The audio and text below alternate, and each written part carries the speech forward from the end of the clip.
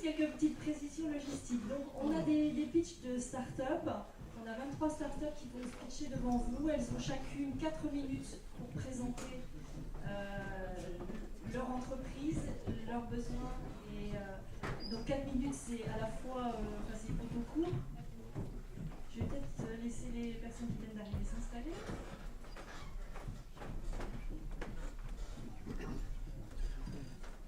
Donc au bout d'une grosse heure et demie de pitch, on fera une petite pause. Je crois qu'il sera salutaire à tout le monde. Ensuite, on a la chance d'avoir Marie-Noëlle Gégobessière qui est une des hautes dirigeantes d'Orange qui va venir et qu'on va interroger. Je vais interroger sur un certain nombre de choses qui sont importantes et je crois que son éclairage pourra être très vivifiant pour plein de gens. Et puis ensuite, Pascal viendra nous faire une petite introduction des démonstrations. Et puis l'autre temps fort de cette soirée va se passer au premier étage, donc on est ici au deuxième étage. Et vous aurez toutes les startups qui auront un petit plot pour pouvoir vous accueillir, vous faire des présentations plus détaillées, répondre à vos questions, faire des démonstrations si vous le souhaitez. C'est là que normalement vous allez pouvoir approfondir les sujets entre vous. On passe au pitch. Donc là j'accueille André Dan.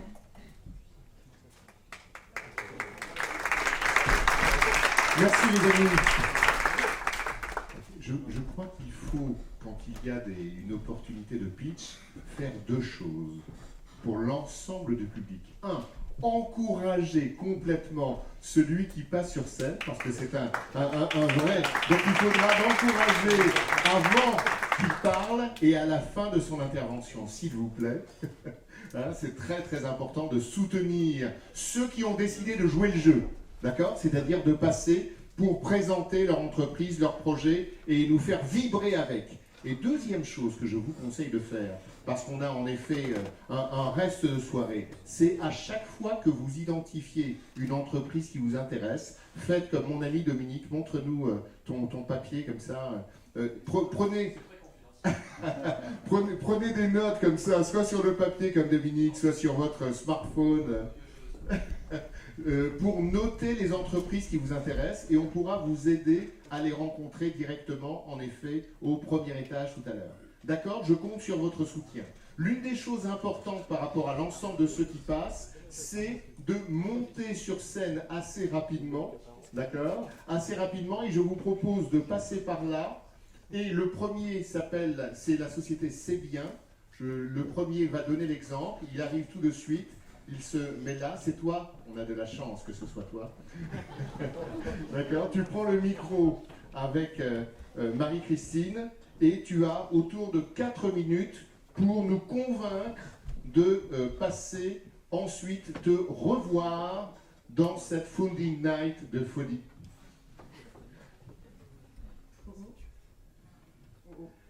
Quel est ton prénom ? Marie Chambon. Je vous propose d'accueillir Marie.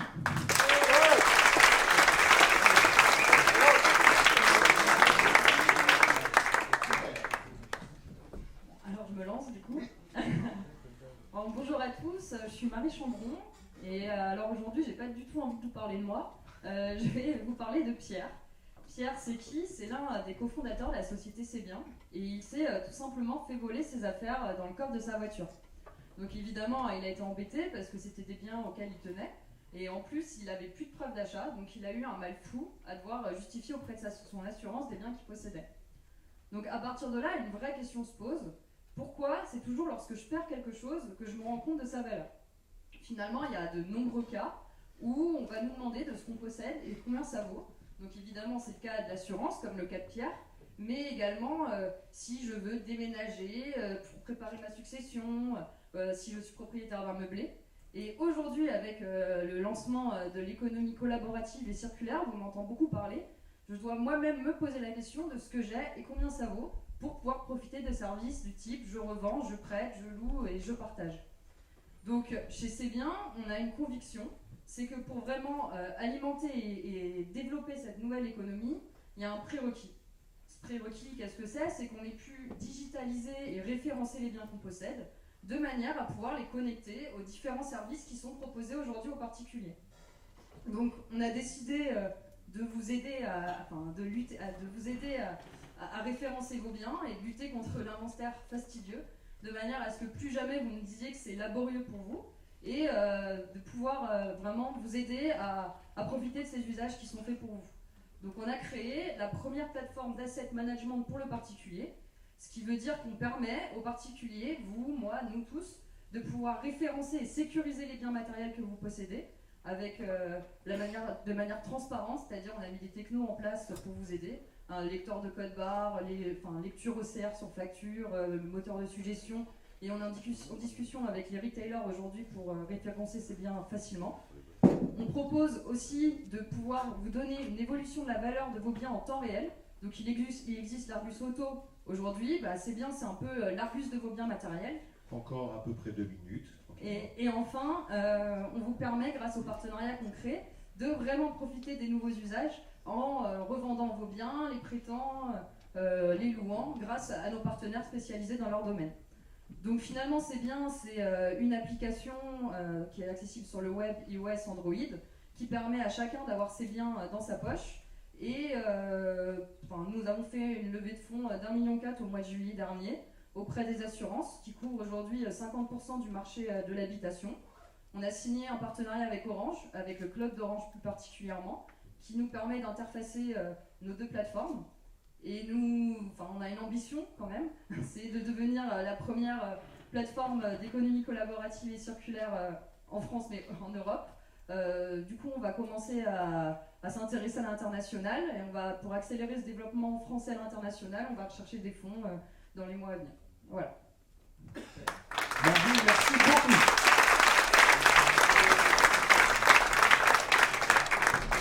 C'était trop bien. Crossroad, welcome. Quel est ton prénom? Mathieu. Mathieu, on accueille Mathieu, s'il vous plaît. À toi pour à peu près 4 minutes, tranquillement. Bonjour à tous. Si comme moi, vous adorez prendre des photos avec votre smartphone, bravo. Vous faites partie de la majorité des gens dans cette salle autour de vous. 90% pour être exact.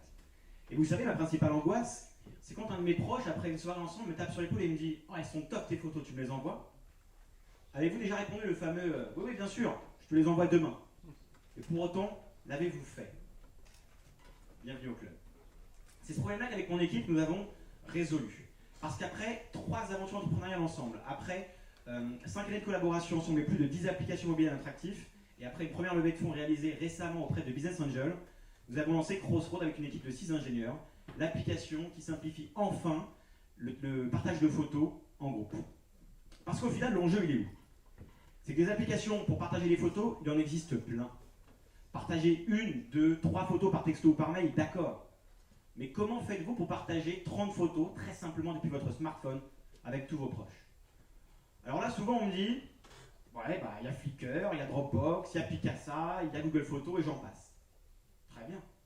C'est quand la dernière fois que vous avez utilisé Dropbox après une soirée pour regrouper des photos avec vos proches? Imaginez une application vous permettant de partager 10, 20, 30, 50, 200, 300 photos avec 10, 20, 30, 40 de vos proches en 3 secondes et en un seul clic. Imaginez une application dans laquelle les photos se transfèrent automatiquement, même lorsque votre téléphone est verrouillé au fin fond de votre poche. Imaginez une application qui vous envoie une notification push pour vous dire « Tu as bien reçu les photos de Pierre, Paul et Jacques » et où les photos sont déjà réellement sur votre téléphone.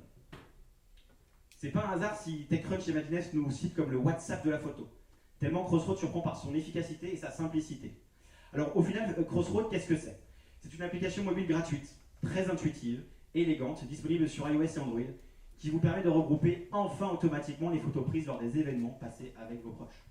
En fait, avec Crossroad, vous n'aurez plus jamais besoin de courir après vos amis et leurs photos, puisque tout se fait automatiquement. Nous avons lancé Crossroad en version bêta en juillet dernier, et alors après plusieurs milliers de téléchargements. Encore à peu près 2 minutes, tranquille. Plus d'une centaine de milliers de photos partagées. Un taux de croissance de la base d'utilisateurs supérieur à 70% pendant 2 mois. Une rétention supérieure à 50% après 3 mois d'utilisation. Nous allons lancer Crossroad en version publique, finale, à la mi-décembre 2015 avec une grosse campagne de communication. Nous sommes ici aujourd'hui pour annoncer la préparation d'une seconde levée de fonds de 900 000 € envisagée pour l'été 2016. On pourra en discuter si vous le souhaitez après. Nous sommes accélérés par Orange et avons déjà de belles pistes de collaboration, notamment avec le cloud grand public. Il ne me reste plus qu'à vous dire qu'écoutez, la prochaine fois que vous n'arrivez pas à récupérer vos photos de soirée, pensez à télécharger Crossroad. Merci. Merci Mathieu, bravo.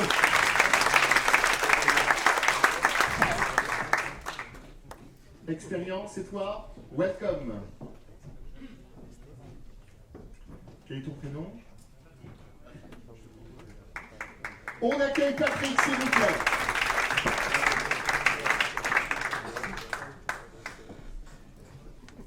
Merci, bonjour à tous. Donc, comme vous le savez, la révolution digitale touche tous les secteurs de l'économie, les uns après les autres. Qu'en est-il du bâtiment aujourd'hui? Est-ce que vous pensez que globalement la révolution digitale est arrivée dans le bâtiment dans lequel on vit tous les jours, dans lequel on travaille tous les jours? Pas vraiment. En fait, les acteurs du bâtiment sont encore très concentrés sur la performance énergétique et sur les matériaux.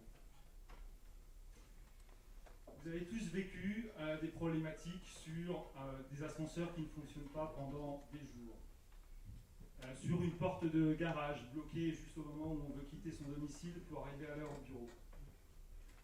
Ou encore sur des factures qui arrivent au syndic et qui indiquent que globalement la fuite d'eau a engendré des surcoûts évidemment non prévus, ou encore que la chaufferie est mal réglée et donc là aussi vous avez des surcoûts importants.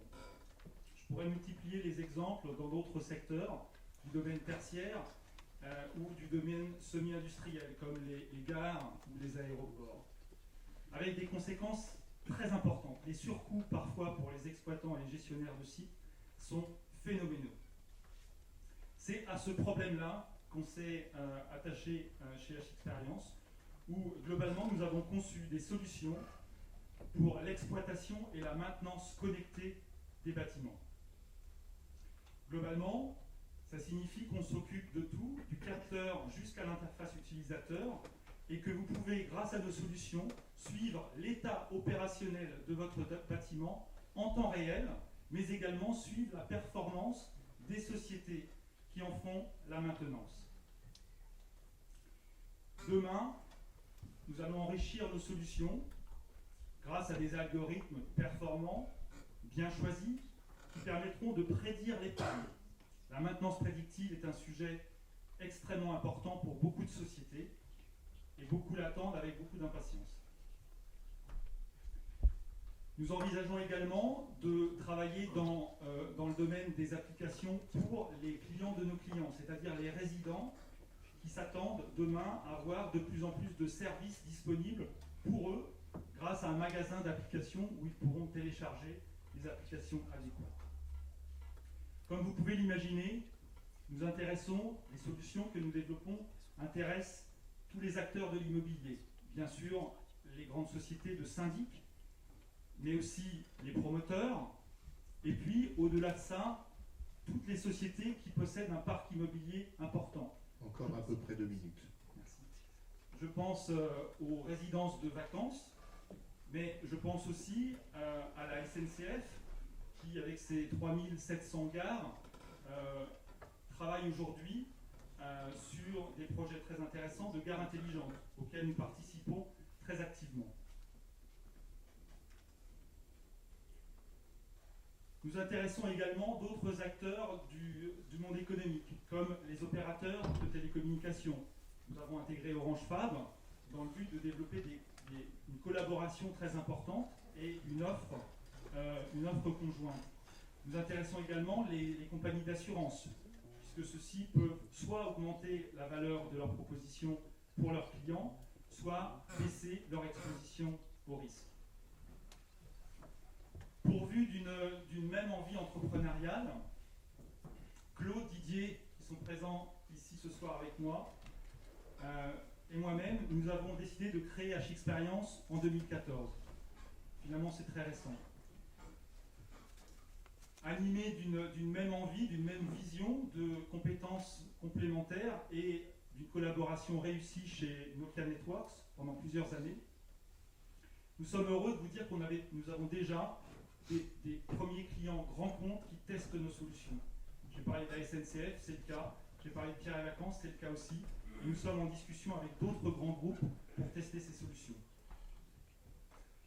Donc n'hésitez plus, nous sommes là aujourd'hui pour travailler avec vous. Nous avons besoin de capitaux pour financer notre croissance et pour accélérer notre R&D. Alors nous vous accueillons évidemment avec grand plaisir pour développer cette expérience et ces solutions autour du bâtiment connecté. Je vous remercie. Merci beaucoup, Patrick. Charles, c'est toi qui vas bien nous le... Quel est ton prénom?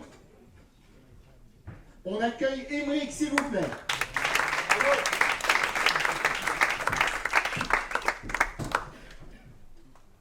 80% des gens, comme vous, se plaignent de l'organisation et du partage de leurs photos. Bonjour, je m'appelle Émeric Vignerin, je suis le cofondeur et CEO de ShareAlike. Ok, je vois vos yeux, il est un peu tard. Vous avez encore une photo, je crois que c'est la dernière. Alors pourquoi ShareAlike c'est différent? On a lancé ShareAlike en février, l'application actuelle en février 2015. Elle a immédiatement connu un grand succès. 1 million de downloads sur iPhone uniquement. 20 millions de photos transformées en slideshow et partagées. En juillet, on a eu la surprise d'être contacté par Facebook pour faire un co-développement. Donc, vous savez tous que Facebook veut rendre sa timeline de plus en plus interactive. Donc on a fait un co-développement pour intégrer notre technologie directement dans la timeline de Facebook et c'est disponible depuis août pour tous et à travers le monde. Nous avons des downloads dans 250 pays sur 270 dans le monde. Nous avons passé un partenariat avec Orange, le cloud d'Orange, pour connecter ShareAlike avec le cloud d'Orange et permettre aux utilisateurs du cloud d'Orange d'accéder directement à leurs photos dans ShareAlike et de faire automatiquement des slideshows. Nous allons lancer l'intégration avec Orange ce mois-ci, à la fin du mois. Nous allons lancer notre application Android et Samsung nous a demandé de le faire en exclusivité avec eux. Donc nous lançons le mois prochain l'application Android en exclusivité avec Samsung. Et ce n'est que le début. ShareAlike, c'est quoi? Je prends des photos, ShareAlike s'occupe du reste. Vous ouvrez l'application, on va choisir vos meilleures photos, on va les dédoublonner, on va les organiser, on va créer une histoire, mettre de la musique. Votre histoire est prête à être partagée. Vous ouvrez l'application, 3 secondes après, vous partagez votre slideshow avec vos amis. ShareAlike, c'est une équipe de 7 personnes, répartie entre Boston, Paris et l'Europe, avec notamment Étienne, cofondeur en charge du marketing et du produit, Pierre Pétain qui est dans la salle, notre CTO, Vincent qui a un PhD en image processing, Brandy qui est gradué du MIT. Nous avons avec cette équipe posé 3 patentes qui sont pending aux États-Unis. Nous avons levé 1,9 million de dollars auprès de Brega Capital. J'ai la chance d'avoir mon investisseur à côté de moi. Bien joué. Et de Business Angel. Là encore, nous avons une chance incroyable. Nous avons des Business Angels qui sont répartis à travers le monde, pour beaucoup français, et qui nous soutiennent. Et ça nous permet d'avoir des feedbacks qui viennent des 4 coins du monde. Nous sommes dans une stratégie de croissance pure. Notre objectif, c'est d'avoir 20 millions d'utilisateurs dans 2 ans. Nous sommes à la recherche de partenaires pour accélérer notre croissance. Nous sommes aussi à la recherche de partenaires financiers. Et je suis tellement heureux de pouvoir le dire, parce qu'aux États-Unis, je n'ai jamais le droit de le dire quand je suis sur scène. Donc nous levons des fonds. Combien? Aux États-Unis, là, je suis... Combien? 5 millions. D'accord. Vous allez me dire, pourquoi être venu de Boston pour vous voir ce soir? Eh bien, pour une raison simple. À Paris, il y a une communauté d'investisseurs sérieux, volontaires et actifs. Paris est à 6 heures de vol de Boston, San Francisco est à 6 heures, et mon cœur est plutôt à Paris. Merci à tous, vous allez voir ShareAlike. Merci Eric.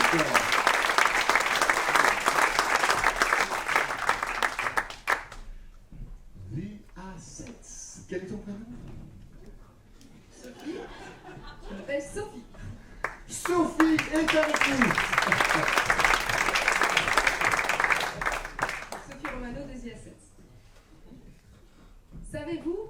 dans le monde économique, tout est actif. Une entreprise est constituée d'actifs matériels et immatériels. Une flotte automobile, du mobilier de bureau, une marque, un brevet sont autant d'actifs matériels et immatériels d'une entreprise. A priori, vous connaissez donc l'ensemble des actifs qui constituent la richesse d'une entreprise. Mais les entreprises connaissent-elles réellement la valeur de leurs actifs? La valeur de marché est de moins en moins corrélée à la valeur comptable. Un actif qui n'a pas de valeur dans un marché local peut en avoir ailleurs. Nicolas Voisin, entrepreneur du numérique, a d'ailleurs été confronté à cette question de la valorisation de ses actifs lors de ses précédentes expériences. Dans une logique de recherche de croissance et d'accélération des cycles d'innovation, gérer le cycle de vie de ces actifs et en maîtriser la valeur de marché devient donc une nécessité majeure pour n'importe quelle entreprise, de la start-up au grand groupe. C'est cette vision qui a donné naissance à la start-up The Assets, qui comprend aujourd'hui une équipe d'une vingtaine de personnes. The Assets est une place de marché en ligne qui permet de vendre, acheter, louer, échanger à l'international tous les biens matériels et immatériels d'une entreprise. Alors, The Assets, ça permet quoi? Ça permet de recycler certains actifs dans une démarche d'optimisation dans une économie globale et circulaire. Ça permet d'accélérer le développement de projets innovants, de trouver de nouvelles formes de financement pour ces projets. Prenons un exemple. Une PME peut venir sur la plateforme The Assets et monétiser certaines de ses ressources, des machines, un brevet, une marque, et générer davantage de liquidités, sans crédit bancaire et à coût négatif, soit pour réinvestir et innover, soit pour améliorer sa situation financière. Notre plateforme de référencement qui vient d'être lancée en Inde, aux États-Unis, puis en France cette semaine, ainsi que notre projet de R&D de traitement intelligent des données, rend possible la valorisation des actifs d'entreprise dans un marché international. C'est d'ailleurs ce projet de R&D qui vient de nous permettre d'être lauréat du concours de l'innovation numérique remis par Axel Lemaire et la BPI. Bravo. Notre objectif aujourd'hui est d'accélérer notre déploiement à l'international. Pour réaliser cet objectif, nous venons de réaliser un partenariat stratégique avec l'entreprise Questel, l'un des leaders au niveau international dans le domaine de la propriété intellectuelle et des brevets, qui avec 40 ans d'expérience, travaille aujourd'hui avec plus de 5000 clients en Europe, aux États-Unis et en Asie.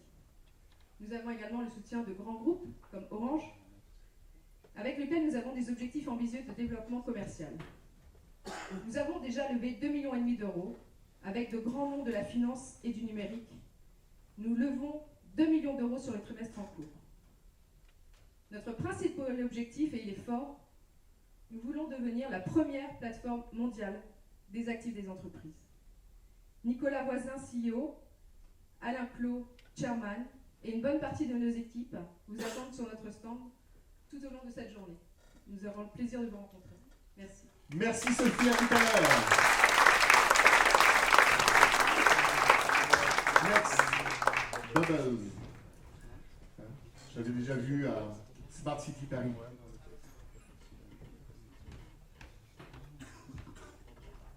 Quel est ton prénom?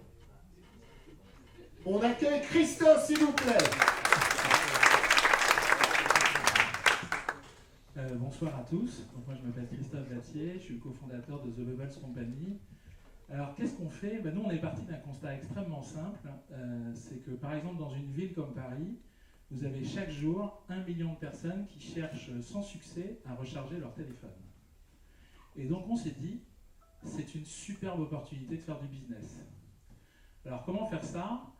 C'est d'abord de créer un objet de recharge design. Donc vous l'avez là, il est caché juste là, ça s'appelle les Bubbles.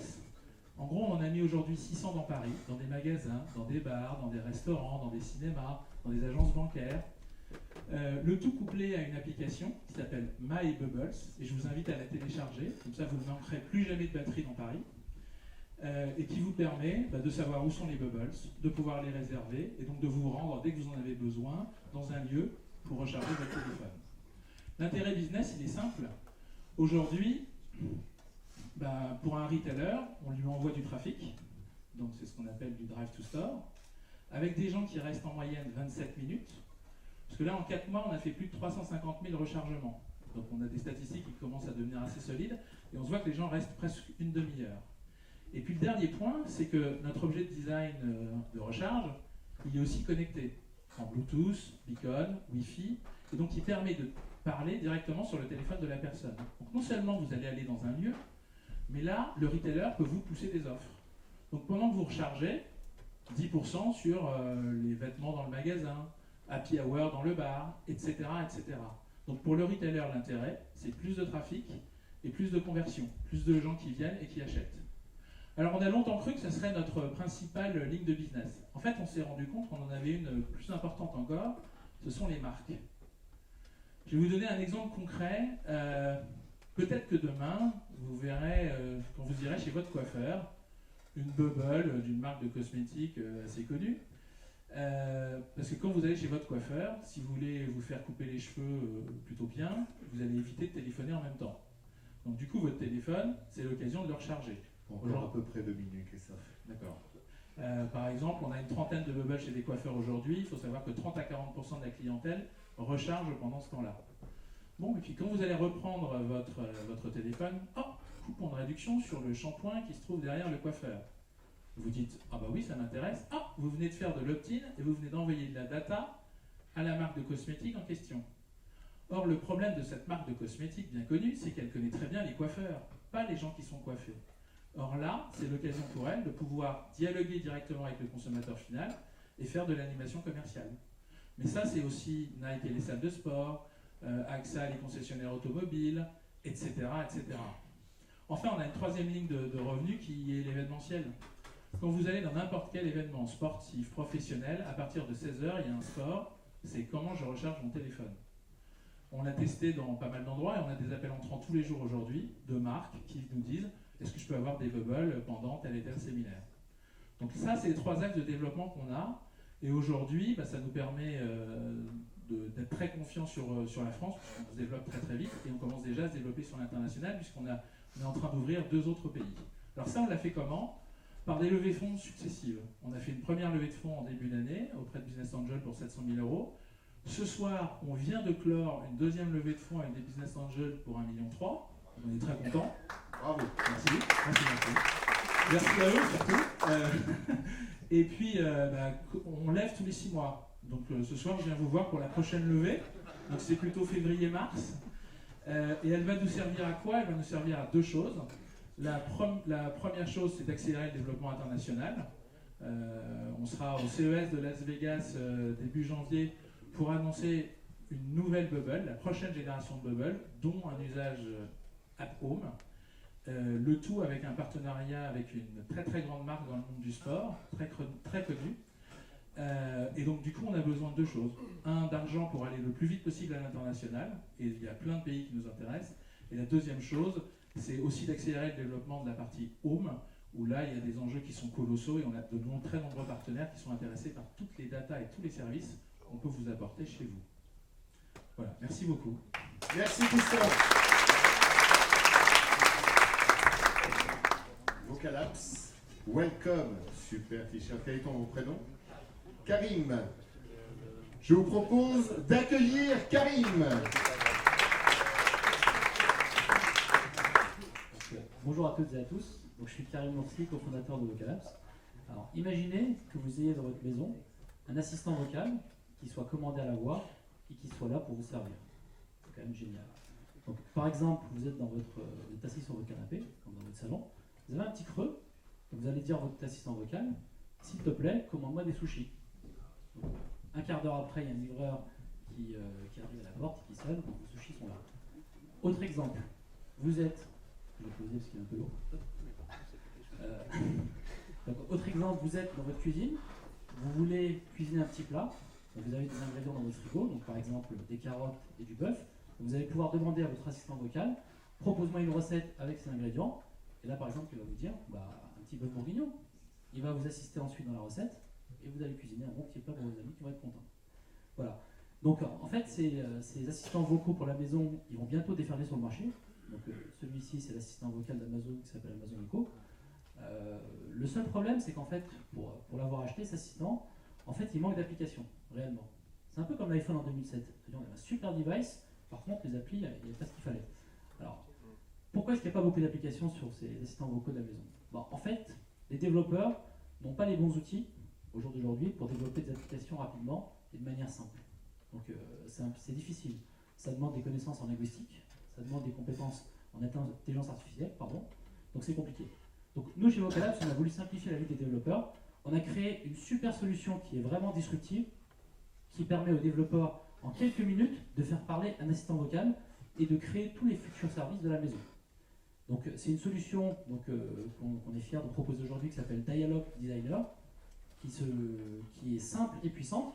Donc simple parce que c'est un framework graphique. Donc en quelques clics, on peut designer une intelligence vocale pour ces objets-là. C'est une solution qui est puissante parce qu'on a intégré des modules de linguistique.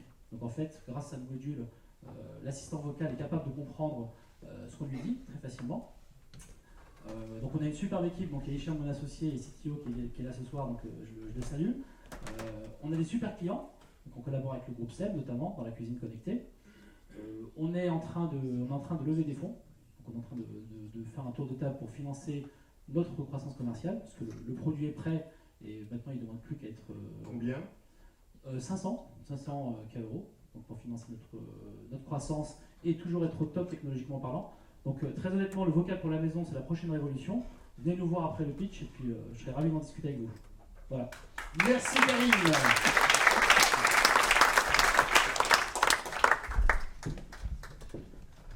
Tu vas bien le prononcer mieux que moi. Quel est ton prénom? Je vous propose d'accueillir Olivier. Bonjour à tous. Donc moi je m'appelle Olivier Notel, je suis cofondateur de Eagle. Et moi je vais vous parler du marché du golf et des golfeurs en général. Alors aujourd'hui, vous savez ce que c'est que ça, 90% des golfeurs continuent à utiliser une carte en papier pour noter leur score avec un petit crayon. Et cette carte est jetée à la fin de chaque partie. Ce qui fait que les golfeurs dans le monde entier n'ont aucune statistique, aucune mesure de leur activité, de leur performance en général. Donc Eagle s'est attaqué à ce problème et on a inventé la première application, le premier service de mesure automatique de l'activité des golfeurs sur montre connectée. On a inventé des algorithmes, en gros on écoute en temps réel les mouvements du poignet et on est capable de faire la différence entre un vrai coup de golf et un coup d'essai. À partir de ça, on va enregistrer un coup de golf, une position GPS, un coup de golf, une position GPS, et on va être capable de restituer la carte de score et toute la partie d'un golfeur, lui donner toutes ses statistiques détaillées, le permettre de se comparer avec ses amis et finalement développer un service équivalent à ce qui existe aujourd'hui dans le running ou le cyclisme pour les golfeurs. Alors le marché du golf, c'est un marché global de plus de 60 millions de golfeurs dans le monde, d'une valeur d'à peu près 1 milliard de dollars et qui croît à plus de 30% chaque année. Je parle de ce type d'application. Aujourd'hui, l'application Eagle est en bêta sur Android et nous planifions un lancement sur 3 marchés que sont la France, le Japon et la Corée au printemps de l'année prochaine. Alors pourquoi ces 3 marchés? Parce que pour réussir dans le B2C, on passe des accords avec des entreprises et des partenaires B2B. Le premier, c'est la Fédération française de golf en France qui souhaite intégrer l'application Eagle dans la licence qui est vendue à plus de 400 000 golfeurs. Donc ça nous permet d'accéder à 400 000 golfeurs du jour au lendemain. Et au Japon et en Corée, nous discutons d'accords d'affiliation avec des plateformes de réservation de golf pour intégrer tout de suite et très rapidement ces marchés qui sont un peu compliqués et exotiques pour nous. Nous sommes également en discussion avancée avec des fabricants de montres connectées pour pouvoir préintégrer notre application dans les montres, notamment avec Samsung, Sony et GolfBuddy, qui est un des leaders des montres GPS en Corée, ce qui peut nous permettre d'atteindre directement la cible des golfeurs dans le monde entier. Nous cherchons à lever 1 million d'euros, parce que pour faire tout ça, on a besoin d'accélérer, notamment si on veut garder notre avantage de premier entrant. Aujourd'hui, personne ne fait cette détection automatique. Et nous avons besoin de déployer et de marketer notre solution sur des gros marchés. Je vous ai parlé des 3 premiers, mais derrière, très vite, il y a les US qui représentent 50% du marché et l'Angleterre. Voilà, merci beaucoup. Merci Olivier, merci beaucoup. Click and Dress, heureusement que c'est une femme pour un Click and Dress. Welcome. Quel est ton prénom?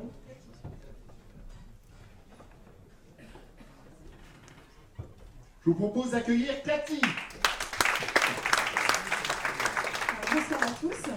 Je vais commencer par un chiffre. Aujourd'hui, entre 20 et 40% des vêtements commandés en ligne sont retournés. C'est un chiffre assez énorme qui a un impact considérable sur l'expérience d'achat des consommateurs et surtout sur les performances des sites marchands mode. Le PDG d'Asos, un des leaders du retail mode en ligne, a d'ailleurs déclaré que s'il réduisait son taux de retour de ne serait-ce qu'un seul %, il réaliserait une économie de 10 millions de livres. 1% de taux de retour en moins, 10 millions de livres d'économisés. Eh bien, grâce à Click & Dress, le PDG d'Asos pourrait abaisser son taux de retour de l'ordre de 35%. Donc je vous laisse faire le calcul qui est assez simple, il y a une grosse économie en jeu. Alors pourquoi, comment? En fait, Click & Dress est aujourd'hui la première solution qui permet aux consommateurs de commander le vêtement à la bonne taille et le vêtement qui convient parfaitement à son profil morphologique. Concrètement, comment ça se passe? Vous êtes devant une fiche produit, et là vous vous demandez, bon, je ne connais pas très bien la marque ou je ne connais pas le modèle, je ne sais pas quelle taille commander, je ne sais pas si ça va m'aller aussi bien qu'au mannequin qui pose sur le site. Click & Dress vous recommande exactement votre taille et vous dit comment ça va vous aller. Alors, comment on fait? D'un côté, on fait matcher les mensurations de l'utilisateur avec les différentes grilles de taille des marques, parce que comme vous le savez peut-être, toutes les marques taillent différemment, ce qui complexifie grandement la tâche. Et de l'autre côté, on fait matcher le profil morphologique de l'utilisateur avec la coupe du vêtement et ses différentes caractéristiques. Et là, vous vous demandez peut-être, alors est-ce que je vais avoir à passer par l'étape longue et fastidieuse de la prise de mensuration ou bien de la prise de photos en petite tenue de moi-même? Eh bien non, heureusement. En fait, il suffit au consommateur final de renseigner des données ultra génériques comme son âge, son poids et sa taille. Et là, notre modèle statistique, à partir des informations renseignées, ces simples informations-là, calcule automatiquement les mensurations de l'utilisateur avec une marge d'erreur de 3%. Encore à peu près 2 minutes. Il détermine également le profil morphologique de l'utilisateur, et donc vous l'aurez compris, le bon vêtement à la bonne taille, et donc plus aucune déception pour vous. Aujourd'hui, Click & Dress est disponible au travers d'une marketplace grand public, sur un site web et sur une application iPhone, et également au travers d'un plugin que les sites marchands mode peuvent intégrer directement sur leur site marchand. On a la chance d'être accéléré par le groupe Beaumanoir. Ça se passe super bien. Et d'ailleurs, cette collaboration a débouché sur un partenariat commercial et vous pourrez, dans quelques jours, voir le widget Click & Dress sur le site de la marque Cache-Cache. Et on a également la chance d'avoir été retenu comme solution d'aide au choix de la taille et des vêtements par vente privée. Aujourd'hui, on souhaite étendre la technologie Click & Dress à d'autres segments mode que celui du vêtement et accélérer notre développement commercial. Et donc pour cela, nous cherchons 1 million d'euros. Merci. C'est clair. Merci Cathy.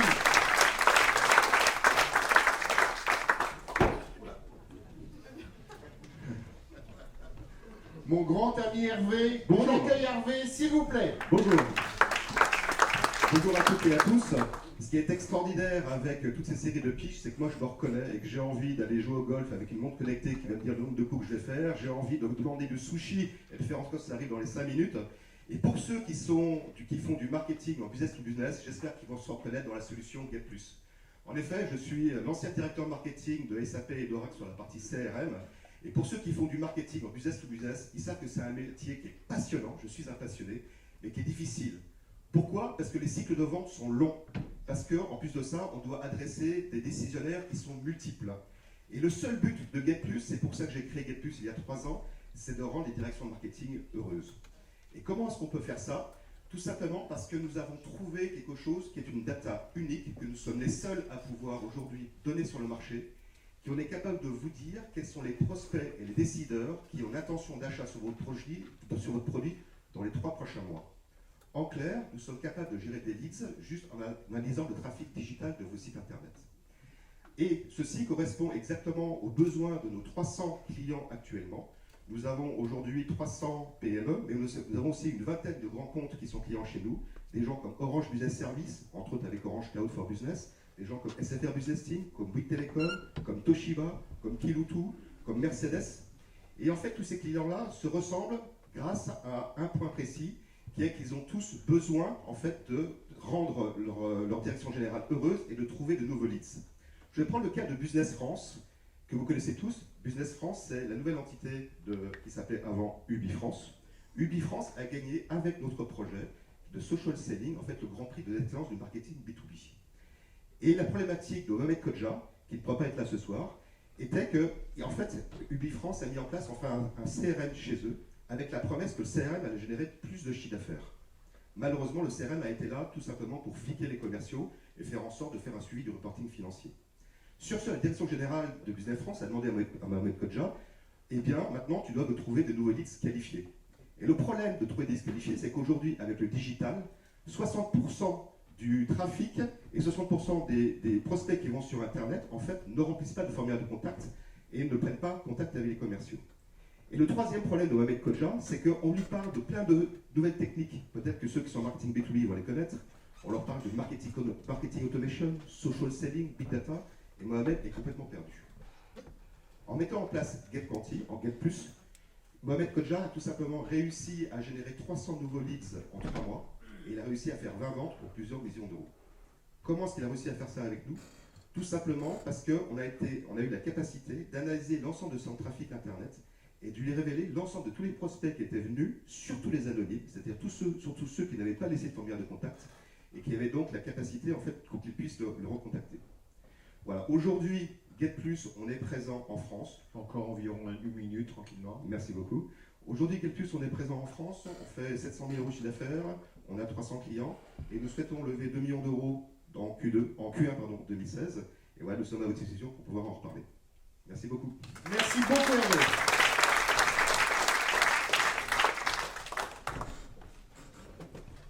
Easy Cab. Easy, c'est easy, hein? Quel est ton prénom? Nicécor. Ah oui, encore plus fort. Nicéphore, bienvenue, on l'accueille. Bonjour, Nicéphore Alaglo, co-fondateur de EasyCab. Donc, vous est-il déjà arrivé d'être frustré en prenant un taxi à Paris ou ailleurs? Oui. Merci. Il y a peu, on a pu constater avec l'arrivée des VTC que beaucoup de personnes étaient angoissées à l'idée de prendre un taxi, tout simplement pour la qualité de service qui n'était pas toujours à l'arrivée. Mais on a fini aussi, dans le même temps, on s'est rendu compte que parfois le VTC n'était pas toujours fiable. Et donc cette fiabilité dans l'exécution du transport de personnes, aujourd'hui nous le démontrons tous les jours avec nos clients. Nous avons aujourd'hui pu rentrer en relation avec plusieurs compagnies aériennes avec qui nous travaillons. Par exemple, aujourd'hui la compagnie XR Airways, Air Côte d'Ivoire, Corsair, qui proposent nos services auprès de leur clientèle et, afin de pouvoir exécuter en fait des services de transport de personnes. Et par ailleurs, nous travaillons aussi avec d'autres opérateurs tels que la conciergerie, par exemple Airbnb, donc Bien Visiteur à Paris, et avec la Banque africaine de développement, dans un autre cas, à Abidjan. Voilà, donc grâce à cet ADN, aujourd'hui, nous avons été lauréats donc, de Orange Fab Côte d'Ivoire et sommes les invités aujourd'hui de Orange Fab France à Paris. Bienvenue à toi. Merci. Comme je vous disais, c'est vrai que les services de transport aujourd'hui parfois ne sont pas toujours fiables. Par exemple, je vous donne un exemple.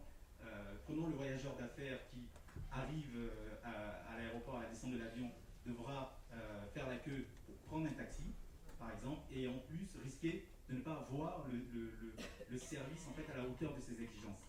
Eh bien, nous, EasyCab, tout simplement, imaginez, vous arrivez à l'aéroport, un chauffeur élégant vous accueille avec le sourire, la courtoisie, vous transporte et vous amène jusqu'à votre domicile et encore mieux, vous aide à porter vos bagages jusqu'à votre domicile. Et bien, c'est ça le service EasyCab. C'est pouvoir vous offrir le chauffeur dont vous rêvez. Donc, notre ambition est vraiment de pouvoir rendre le déplacement de tout un chacun le plus agréable possible. Et pour cela, Encore une minute tranquillement. Tu veux parler d'argent? Tu veux... Ça. Quand tu veux. Plus agréable. Et pour cela, donc, nous axons notre développement sur trois points. La formation des chauffeurs, la vie à bord et la satisfaction client. Donc nous permettons de pouvoir, nous permettons en fait le suivi en fait de tout le cycle de vie de la commande que vous réalisez auprès de EasyCar grâce à notre support disponible 24 heures sur 24, 7 sur 7 et surtout notre mission est vraiment de pouvoir fidéliser à l'arrivée en fait cette clientèle qui parfois en fait a un besoin qui est souvent très exigeant. Donc notre besoin aujourd'hui de financement il s'est évalué à 750 000 € pour d'une part consolider notre position aujourd'hui à Paris, consolider notre position à Abidjan et lancer notre service grand public, ouvrir le service à Dakar et dans plusieurs villes et dans un deuxième temps nous verrons comment est-ce que nous déploierons au travers de toute l'Afrique et aussi pour finir investir dans la R&D afin de pouvoir apporter une meilleure expérience utilisateur sur nos produits et surtout pouvoir optimiser tous nos process afin de gagner en efficacité. Je vous remercie pour votre attention. Merci, Nicolas.